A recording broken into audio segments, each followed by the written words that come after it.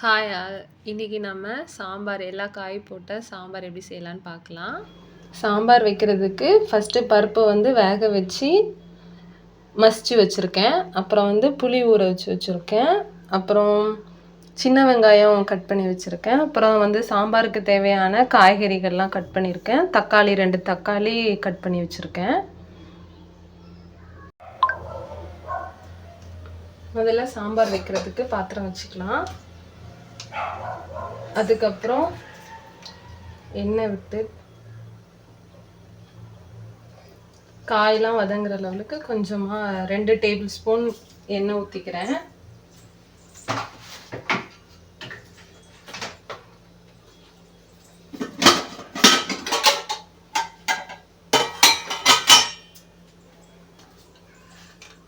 கடுகு, உளுத்தம்பருப்பு, சீரகம், கொஞ்சமாக வெந்தயம் போட்டுக்கிறேன்.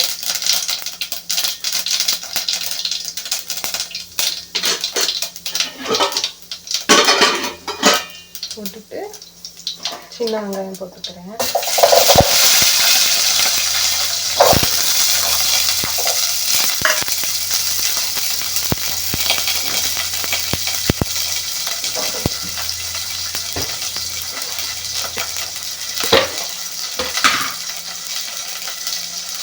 கருவேப்பிலை கொஞ்சமாக போட்டுக்கிறேன்.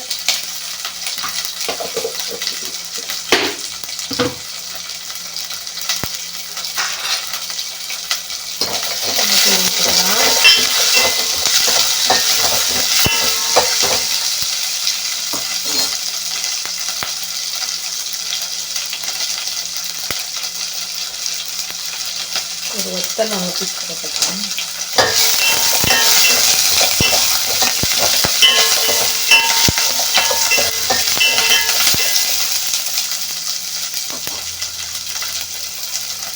சின்ன வெங்காயம் நல்லா வதங்கினதும் நல்லா வதங்கிருச்சான்னு பார்த்துக்கோங்க. நல்லா வதங்கினதும் தக்காளி மட்டும் சேர்த்துக்கலாம்.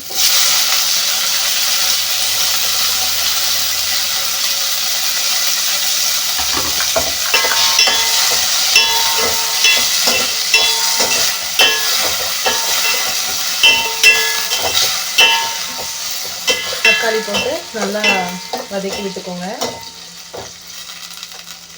இப்போ அடுப்பை ஹை ஃப்ளேமில் வச்சுக்கிறேன்.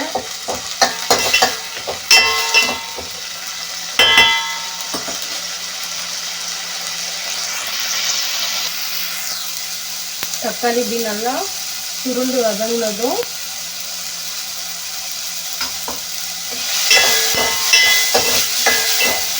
காய்கறிலாம் சேர்த்துக்கலாம்.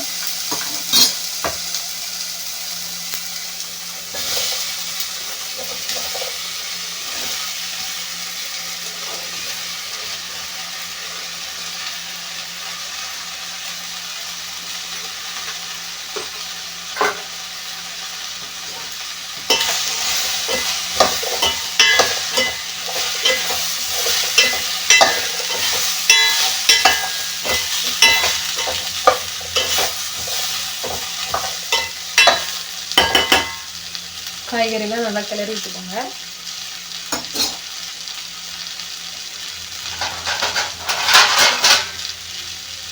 கொஞ்சம் மூடி வச்சு வேக விட்டுக்கலாம் காயை.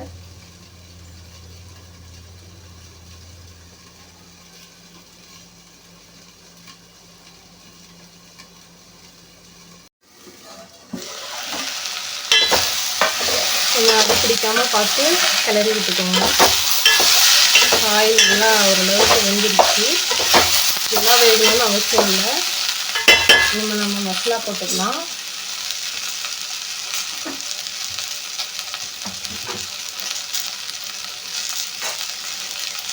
சாம்பார் தூள் போடுறவங்க சாம்பார் தூள் போட்டுக்கோங்க. நான் வீட்டில் அரைச்ச குழம்பு மசாலா தான் போடுவேன்.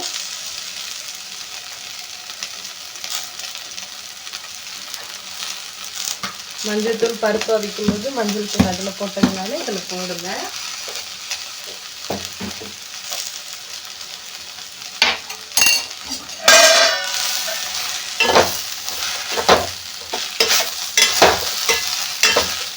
எப்போவுமே காய்கறி கூட மசாலா சேர்க்கும்போது சிம்மில் போட்டுக்கணும், இல்லைன்னா அடி பிடிச்சிடும்.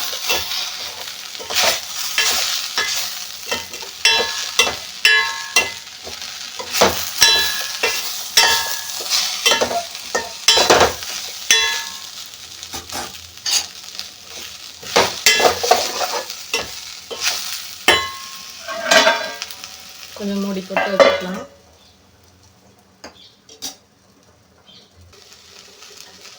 இப்போ நம்ம அது கூட வேக வச்சு மசிச்சு வச்சுருக்க பருப்பு சேர்த்துக்கலாம்.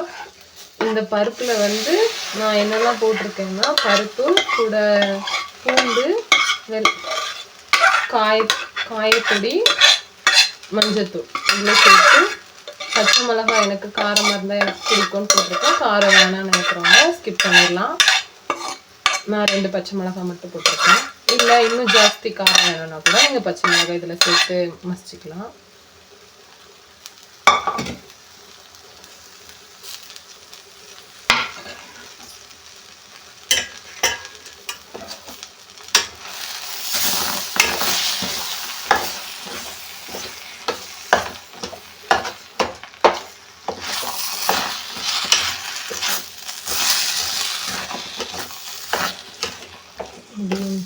பருப்பு எல்லாத்துலேயும் இப்படி மிர்ஜ் ஆகிற மாதிரி சேர்த்து விட்டுக்கோங்க.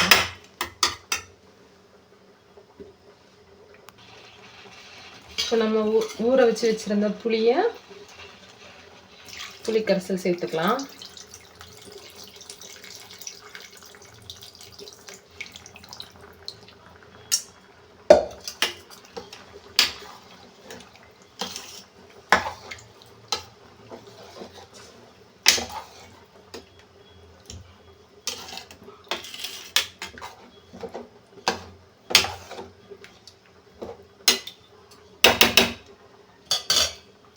இப்போ தேவையான அளவுக்கு உப்பு சேர்த்துக்கலாம். ஆல்ரெடி பருப்பில் கொஞ்சம் போட்டு தான் நம்ம மசிச்சிருக்கோம், அதனால இப்போ கம்மியாக போட்டால் போதும்.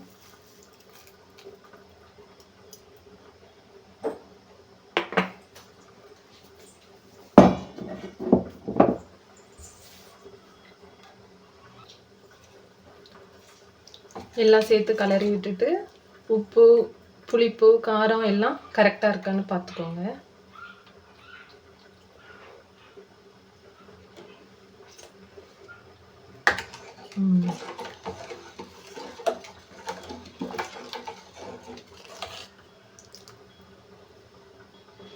இனிமேல் மூடி போட்டு வேக வச்சுக்கலாம்.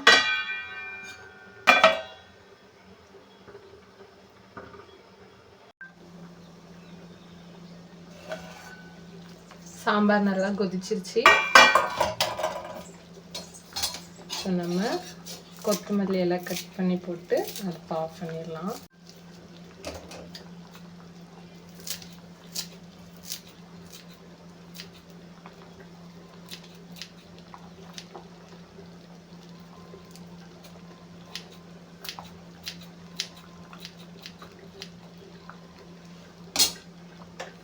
அடுப்பை ஆஃப் பண்ணிக்கலாம்.